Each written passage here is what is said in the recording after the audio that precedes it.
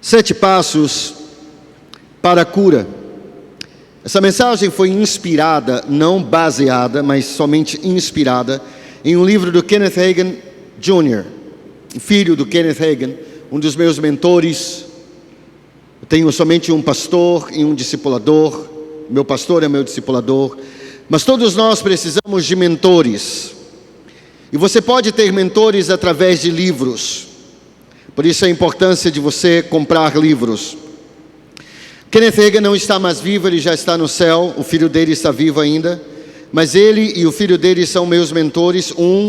São alguns, são 2 dos meus mentores, sobre o fluir do Espírito Santo. Um mentor, ele pode destravar a sua vida. Um mentor, ele pode te ensinar em 1 hora o que você não vai aprender em uma vida inteira. Esse é o poder de um mentor. Todos nós precisamos de mentores financeiros, mentores no nosso casamento, mentores emocionais, mentores espirituais. E esse livro, e essa palavra, 7 passos para a cura, ela está baseada no livro, ou foi inspirada, na verdade, foi inspirada no livro 7 impedimentos para a cura do Kenneth Hagin Jr. 7 passos para a cura. Se você precisa de uma cura, isso não serve apenas para você que está aqui e precisa de uma cura, mas talvez para você ministrar para outras pessoas, porque também nós devemos seguir o exemplo de Jesus. Jesus ensinava, pregava e curava. Diga após mim: Jesus ensinava, pregava e curava. Há poucas mensagens na internet sobre cura. Há muitas mensagens sobre família, sobre finanças, sobre liderança, mas há poucas mensagens sobre curas. Mas eu quero ser uma dessas vozes, mesmo que nós não estejamos muito forte na internet, mas isso é outro caso. Mas eu quero, principalmente como pastor dessa amada igreja, que todos nós sejamos treinados sobre curas. Mas vamos lá, sem mais delongas. Primeiro passo para a cura, passo número 1, prepare a sua fé. Prepare a sua fé. O Kenneth Hagin, ele costumava dizer que todas as doenças são curáveis, mas nem todos os doentes podem ser curados. Todas as doenças são curáveis, mas nem todos os doentes podem ser curados. O que ele queria dizer com isso? O que ele queria dizer é que todas as doenças são curáveis porque Deus pode curar qualquer doença.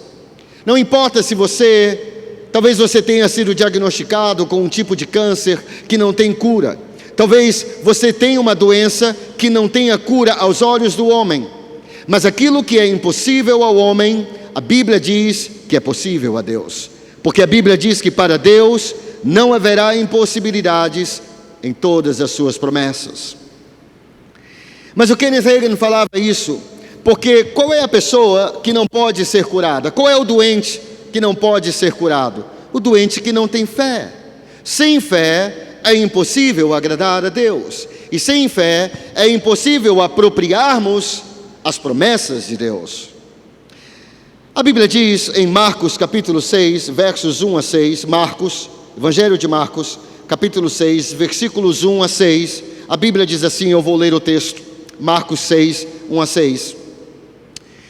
Tendo Jesus partido dali, foi para a sua terra, Nazaré, e os seus discípulos o acompanharam. Chegando o sábado, passou a ensinar na sinagoga. E muitos ouvindo Jesus, se maravilhavam, dizendo, de onde vem a essas coisas? Que sabedoria é esta que lhe foi dada? E como se fazem tais maravilhas por suas mãos? Não é este o carpinteiro, filho de Maria, irmão de Tiago, José, Judas e Simão? E não vivem aqui entre nós suas irmãs? E escandalizavam-se nele.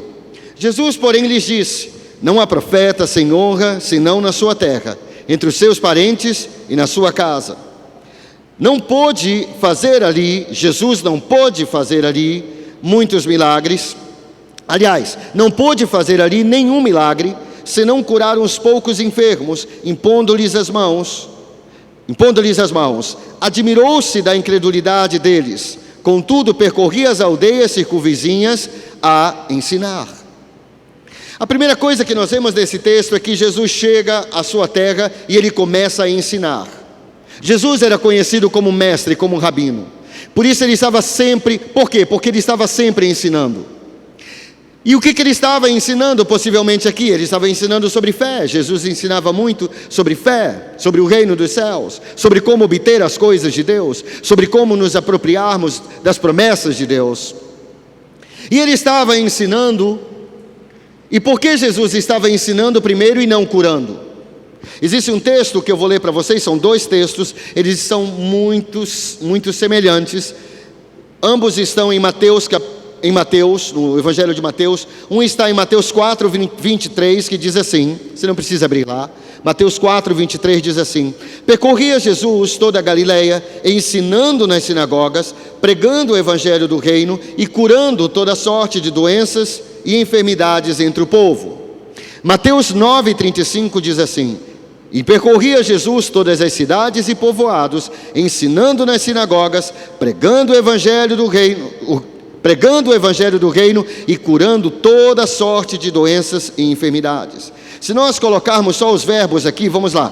E percorria Jesus todas as cidades e povoados, agora só os verbos: ensinando, pregando e curando. Vamos falar juntos?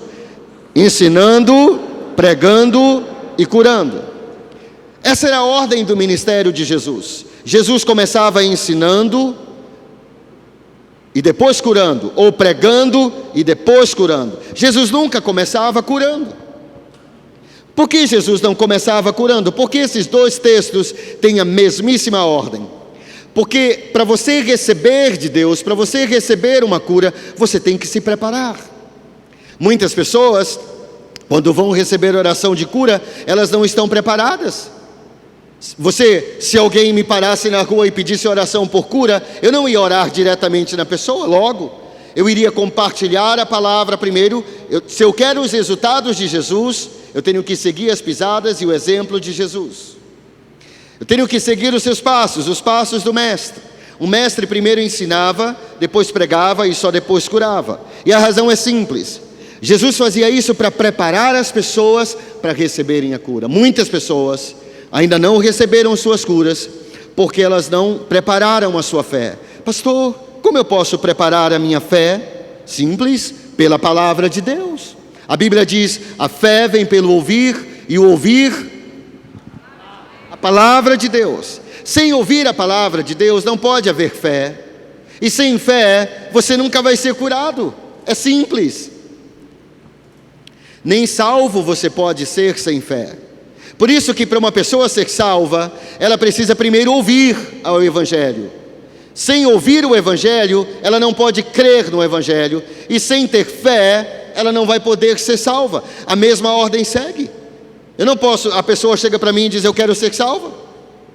Eu digo: amém, você já está salvo, vai embora. É assim que eu digo? Não. Eu tenho que ensinar para ela. Talvez João 3,16. Talvez outros versículos. Eu vou ensinando essas verdades.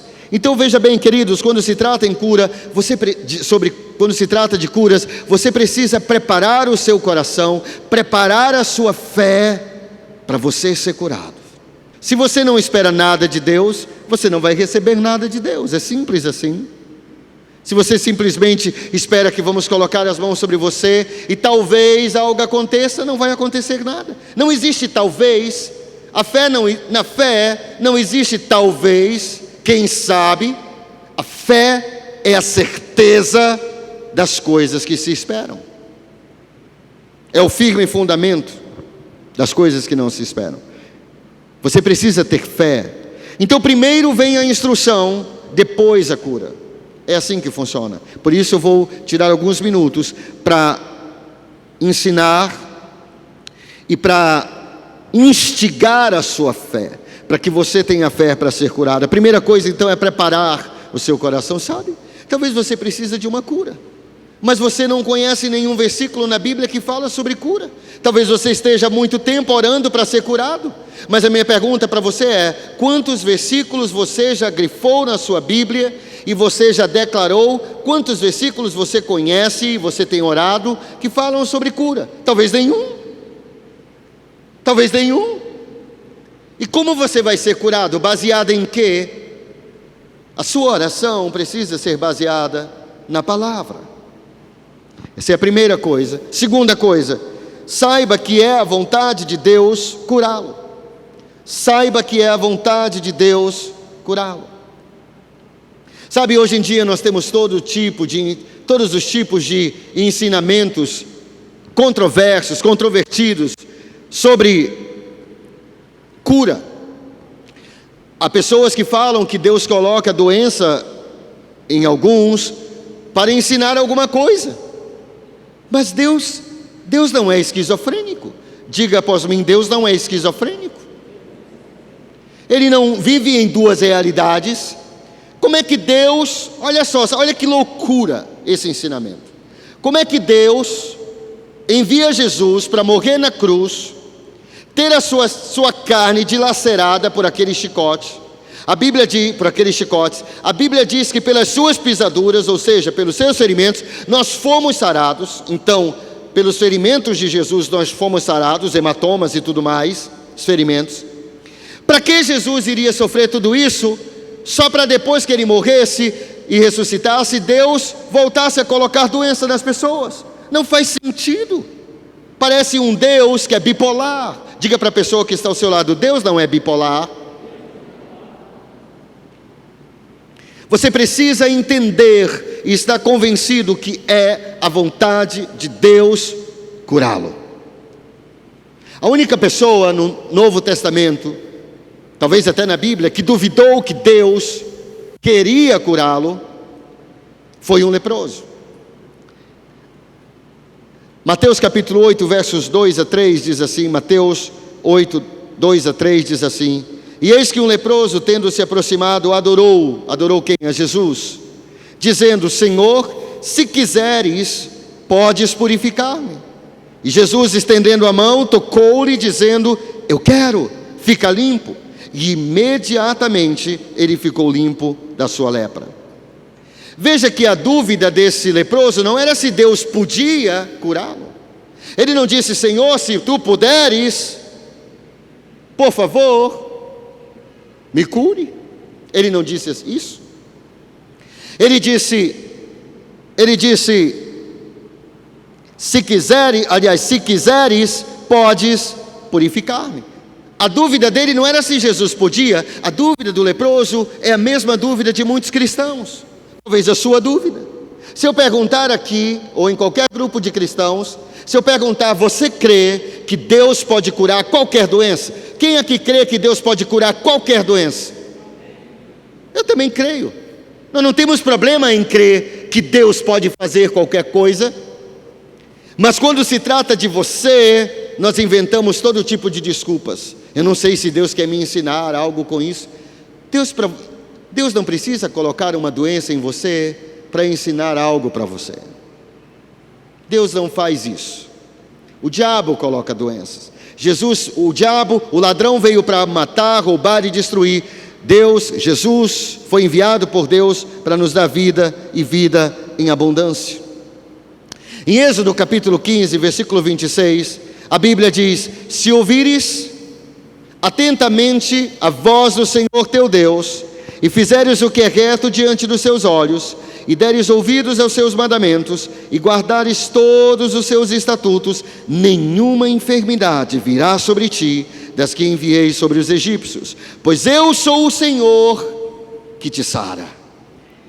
Deus está dizendo: se você me obedecer, se você for aliançado comigo, eu te prometo, eu faço uma aliança com você, eu te prometo que nenhuma das doenças que vieram sobre os egípcios virão sobre ti. Nenhuma delas virá sobre ti, porque eu sou o Senhor que te sara. Amém? Quantos têm o Jeová Rafá, o Deus que sara? Coloque a mão sobre a sua cabeça e diga: eu tenho sobre a minha vida o Jeová Rafá, o Deus que me sara. Diga: eu tenho saúde em todo o meu corpo. Aleluia. Diga amém. Esse é outro motivo pelo qual muitas pessoas vivem doentes, porque elas falam de doenças. A sua vida, o seu universo, isso é muito forte, mas o seu universo é apenas um reflexo das suas palavras. Como Deus criou o universo? Pela palavra. Como você cria o seu universo? Pela sua palavra. Há pessoas que estão com uma dor de cabeça e dizem: acho que estou com AVC. Eu acho que é pressão. Você nem aferiu a pressão, você não sabe o que é. Mas existe uma promessa de Deus. Não fale sobre doença. Não fale sobre saúde. A língua do sábio é saúde, é medicina, é saúde, é remédio. Você tem que estar convicto que é a vontade de Deus curar você. Aquele leproso, ele tinha uma dúvida. Ele sabia que Jesus podia curá-lo, mas ele não sabia se Jesus queria curá-lo. Ele disse: se tu quiseres, tu podes purificar. Sabe, há muitos cristãos que são assim: se Deus quiser, eu vou ser salvo. Se Deus quiser, eu vou ser curado. Gente, isso não é fé. Um dia eu lembro convidando pessoas para a igreja, e algumas pessoas, não sei se alguém já falou isso para você, algumas pessoas dizem assim: pastor, se Deus quiser, eu vou à igreja. Mas é claro que Deus quer, é óbvio que Deus quer.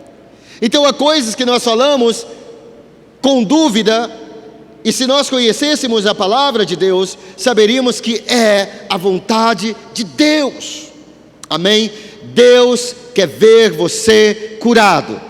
Por isso Ele enviou Jesus para morrer na cruz, para levar todas as nossas dores e enfermidades. Amém? Como eu falei, você precisa preparar o seu coração. Eu falei de manhã, voltando no ponto 1, preparar a sua fé e saber que é a vontade de Deus curá-lo. Eu li sobre um homem que ele estava internado com um problema seríssimo no coração, e não foi aqui no Brasil, foi fora do Brasil. Isso é um testemunho que eu li.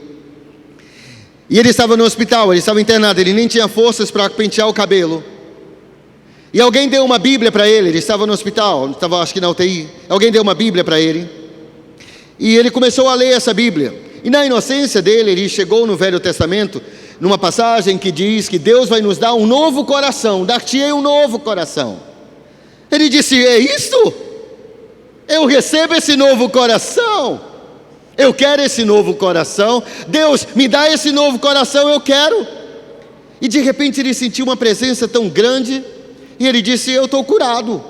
Só ele lá no hospital com a Bíblia dele. Ele disse: eu estou curado. Então ele se levantou, ele não conseguia nem se barbear. Ele se levantou, começou a se barbear, a se vestir. A enfermeira entrou e disse: o que está acontecendo? Porque o senhor está em pé, o senhor vai infartar. Ele disse: eu fui curado, eu recebi um novo coração. E ele foi para casa, foi embora, foi curado. É essa fé simples. Sabe, às vezes nossa cabeça é muito complicada. Pastor, mas primeiro tem que analisar se a teologia, a filosofia, a sapologia, todas as gias. Pare de se preocupar com as gias. Tome posse de uma fé simples. A fé simples é: se a Bíblia diz, está dito. O que é fé? O que é fé? Fé, a melhor definição de fé que eu achei além da Bíblia, de Hebreus 11, 1. Mas o que é fé? Fé é simplesmente crer que o que Deus disse que iria fazer, Ele irá fazê-lo. Isso é fé. Fé é simplesmente você crer que aquilo que Deus disse que iria fazer, Ele irá fazê-lo. Deus não disse que Ele levou, Jesus levou, tomou sobre si todas as nossas enfermidades. Se Ele tomou, ponto final. Eu não posso ficar doente. Eu posso adoecer, mas eu não vou permanecer doente. Amém? Número 3, terceiro passo para a cura: arranque toda a raiz de amargura. Arranque toda a raiz de amargura. É impressionante, irmãos, o número de pessoas doentes por causa da raiz de amargura. Eu já orei por dezenas dessas pessoas. Falta até tempo para falar para vocês sobre exemplos. Pessoas com dores crônicas, pessoas, talvez um tumor no seio, talvez uma úlcera. E qual é a raiz disso? Falta de perdão. O Kenneth Hagin Jr., filho do Kenneth Hagin, ele ainda está vivo, ele escreveu nesse livro, e olha que esse livro foi escrito na década de 80, mas ele escreveu o seguinte, abre aspas, para o Kenneth Hagin Jr. Estou envolvido no ministério desde os 18 anos, ou seja, há 50 anos. Então ele vai dizer algo da experiência de 50 anos ministrando cura. Eu acho que ele tem experiência para nos falar algo. De todos os 7 pontos que discuti, a coisa que mais tenho visto impedir as pessoas de receberem de Deus é a amargura e a falta de perdão em seus corações. Isso ataca mais mulheres do que homens, mas ataca homens também. Ataca mais mulheres do que homens. Sabe, mulher, esse caroço no teu seio pode ser falta de perdão, pode ser uma raiz de amargura. Para você receber a sua cura, você precisa perdoar. Quando nós não perdoamos, a Bíblia diz que se nós não perdoar, Jesus nos ensinou que se nós não perdoarmos os nossos ofensores, tampouco o nosso Pai Celestial nos perdoará. E se Deus não nos perdoar, nossas orações não serão ouvidas, os céus sobre nós serão de bronze, nós não vamos receber nada de Deus. Não adianta você entrar na fila de oração, não adianta você jejuar, não adianta você orar, pedir para o grande homem de Deus orar por você, você não vai ser curado ou curada. Por quê? Porque você, preste bem atenção, porque você não pode compensar pela oração o que você perdeu com a desobediência. O que eu disse? Eu disse que você não pode compensar pela oração aquilo que você perdeu com a desobediência. Obedecer é mais poderoso que orar. Obedecer é mais poderoso que adorar. Obedecer é mais poderoso que sacrificar. Obedecer é mais poderoso que profetizar. Obedecer é mais poderoso que jejuar. E quando eu perdoo, eu estou obedecendo a Deus. Se você tirar a palavra perdão do cristianismo, não existe mais cristianismo. Porque toda a Bíblia, toda a cruz, a mensagem da cruz é uma mensagem de perdão. Foi na cruz que Jesus levou nossos pecados. Foi lá que Ele nos perdoou. Todo o Evangelho é um Evangelho de perdão. Por isso, quando perguntavam para esse grande homem de Deus, o Kenneth Hagin, quando perguntavam para ele o que é um cristão, ele dizia: um cristão é alguém que foi perdoado e que vive perdoando. Isso é um cristão. Cristão que guarda mágoa, que é intrigado com os irmãos, como diz o André Valadão, não é crente não. Não é crente não. Que cristianismo é esse que não perdoa? Que cristianismo é esse que fica intrigado com o irmão senta aí, eu vou sentar do outro lado? Que cristianismo é esse? Não é cristianismo. Isso é outra coisa, isso é carnalidade, brutalidade. Então, se você hoje à noite quer receber a sua cura, você tem que garantir que não haja raiz de amargura no seu coração. E como vai sair o perdão? A Bíblia fala que a boca fala do que o coração está cheio. Então você vai falar, você vai abrir sua boca e você vai dizer: eu perdoo fulano de tal. Há pessoas que nem conseguem mencionar o nome da pessoa. Eu já orei por pessoas assim. Eu já orei por pessoas que não conseguiam dizer eu perdoo. Não saía, dava um nó na garganta, tanto era a ira e a raiva. Isso vai te consumir por dentro. Você pode até mesmo terminar com um câncer. Eu não tenho como provar cientificamente, mas muitas coisas ruins podem entrar na sua vida por falta de perdão. Até mesmo você pode morrer prematuramente por falta de perdão. Eu não quero morrer prematuramente, ainda nem vivi metade da minha vida. Que eu vou viver mais de 90 anos, então glória a Deus. Número 4, saia do âmbito da esperança e entre na fé. Saia do âmbito da esperança e entre na fé. Sabe por que muitas pessoas não são curadas? Porque elas vivem de esperança. Esperança está sempre no futuro. A fé está sempre, a esperança olha sempre para o futuro, a fé olha sempre para o passado. A esperança diz: um dia eu vou ser curado, um dia meu casamento vai ser transformado. Mas você precisa entender que um dia não existe no calendário. Diga para a pessoa que está ao seu lado: um dia não existe no calendário. Nós precisamos ser mais específicos em nossas orações. Nós precisamos sair do âmbito da esperança, que está sempre no futuro. Ah, pastor, eu creio que qualquer dia desses eu vou ser curado. Não, você não vai ser curado, porque você não tem fé, você tem esperança. Fé é o que a mulher aquela mulher com 12 anos, que sofria 12 anos com fluxo de sangue, hemorragia, o que ela dizia: se eu apenas tocar nas orlas de suas vestes, eu serei curada. Quando eu tocar, instantaneamente eu vou ser curado. Isso é fé. Fé é você dizer: quando eu entrar na fila da oração, e quando a liderança tocar em mim, eu vou receber minha cura. É isso que eu creio. É essa pessoa que é curada. Você precisa entender o pretérito perfeito da palavra de Deus. Eu li um livro do Kenneth Hagin, eu falei que ele é meu mentor, e o nome do livro é o tempo passado da palavra de Deus. Você já prestou atenção que muitas promessas da Bíblia estão no passado, tempo verbal passado? Por exemplo, vamos ler, abra a sua Bíblia por gentileza, ou ligue a sua Bíblia, em Isaías 53, versos 4 a 5. Isaías 53, versos 4 a 5, diz assim: certamente ele, Jesus, tomou, diga tomou. Tomou está no futuro, no presente ou no passado?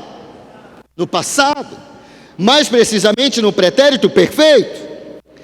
Certamente ele tomou sobre si as nossas enfermidades e as nossas dores levou, diga levou. Levou está no futuro, no presente ou no passado?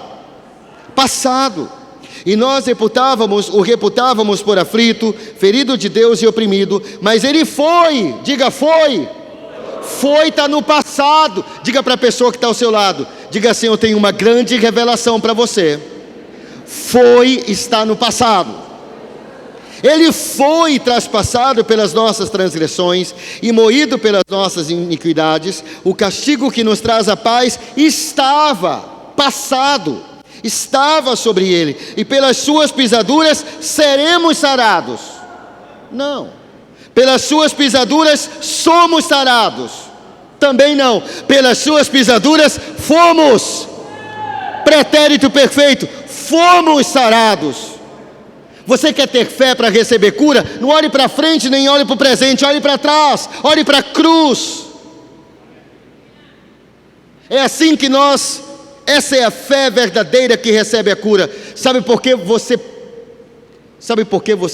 não somente pode, mas vai ser curado se você crer? Porque Jesus, ele já tomou, já levou, já foi crucificado, o castigo já estava sobre ele, e pelas suas pisaduras, pelos seus ferimentos, nós fomos sarados. Por isso você não vai ser sarado, você já foi sarado, apenas você vai receber a cura. Quantos estão compreendendo o que eu estou dizendo? Às vezes nós lemos a Bíblia e não prestamos atenção ao tempo verbal. Você sabe por que essa doença não pode ficar em você? Porque ela não tem legalidade, ela não tem base legal para estar em você. A não ser que você tenha um pecado oculto na sua vida, ou a não ser que você esteja vivendo com uma raiz de amargura. Mas aí é fácil consertar. Se você tem um pecado oculto, confesse. É simples. Se você precisa perdoar, perdoe. Mas depois de ter perdoado e não ter nenhuma raiz de amargura, depois de ter confessado qualquer pecado e não ter nenhuma raiz de amargura, depois de ter perdoado todos, essa doença não pode ficar em você, pelo simples fato que a Bíblia diz que ele tomou e ele levou. não está mais aqui. Ele já tomou e Ele já levou. Você precisa tomar posse disso.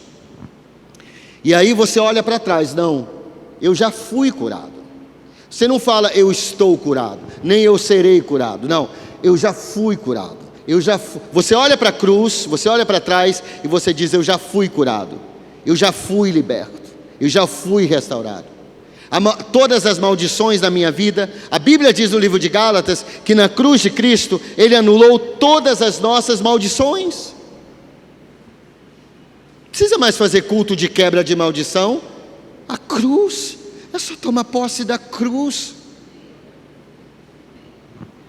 Número 5, quinto passo para receber a cura: determine o seu alvo. Determine o seu alvo. O que eu quero dizer com isso? Você precisa saber o que você quer. Sabe, às vezes as pessoas chegam, pastor, ore por mim.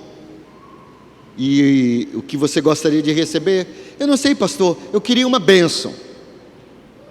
Deus te abençoe, você pode ir embora agora. Eu não falo isso, claro, né? Eu faço a oração, passa a mão na cabeça, porque senão o irmão vai ficar com raiva de mim. Passa a mão na cabeça dele. Oh, Senhor, abençoe esse irmão. Abençoe, abençoe, abençoe. Mas é só o que eu falo, porque eu não sei que bênção ele quer. Eu não sei se ele quer um carro, uma casa, uma cura, uma transformação no casamento dele. Eu não sei se ele quer mais de Deus. Eu não sei o que ele quer.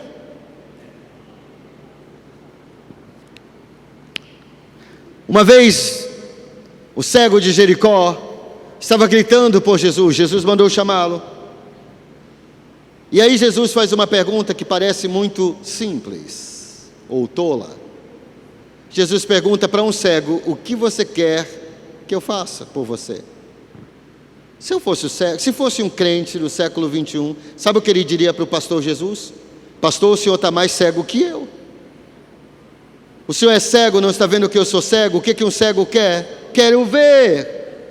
Ou quer que eu desenhe? Mas não foi isso que o cego disse. O cego era um homem muito educado. Ele disse: Senhor, eu quero ver. E Jesus o curou. Por que Jesus perguntou para um cego o que ele queria? Porque Jesus, ele gosta de orações específicas. Amém? Se você estiver orando por uma casa, é melhor você orar por uma casa específica. Porque se você orar, não, Deus, eu quero qualquer casa, pode vir um bagulho para você, filho. Depois não reclama. Se você está orando por um emprego, não ora por qualquer emprego, não ora por trabalho. Primeiro, diga para a pessoa que está ao seu lado, pare de orar por trabalho. Porque tem tanto crente orando por trabalho que não tem tempo para vir para a igreja. Então, querido, ser mais específico. Senhor, eu quero ser curado hoje desse mioma. Eu quero ser curado hoje, em nome de Jesus. Eu tomo posse, porque na verdade eu já fui curado 2000 anos atrás. Eu já fui curado. Eu creio na tua palavra. É essa pessoa que é curada. É a pessoa que está na fila de oração e diz: quando o pastor, quando aquele presbítero, quando aquele diácono, quando aquele irmão, não temos esse tipo de, assim, esses nomes aqui, né? Mas esses títulos, mas quando aquele irmão tocar em mim, a cura vai entrar e vai se manifestar em mim. É essa pessoa que é curada. Amém? Número 6, faça um inventário espiritual da doença. Faça um inventário espiritual da doença. Muitas doenças têm uma história e um histórico. Não estou dizendo que todas as doenças têm uma história e um histórico, mas muitas doenças têm uma história e um histórico.